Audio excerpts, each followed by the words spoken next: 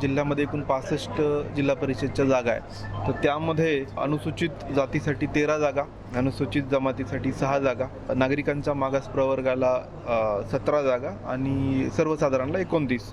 अशा पद्धतीने already bifurcation झालेलं होतं आणि मग त्या अनुषंगाने आपण जे वर्कआउट केलेलं आहे, अनुसूचित जातीसाठी 7 स्त्रियांच्या जागा होत्या आणि चिठ्ठ्या टाकून आपण सर्वांच्या समक्ष व्हिडिओग्राफीमध्ये पारदर्शक पद्धतीने या सगळ्या सोडती आपण काढलेल्या आहेत. अनुसूचित जमातीसाठी 3 महिला, नागरिकांच्या मागास प्रवर्गासाठी 9 महिला आणि सर्वसाधारणसाठी 14 महिला.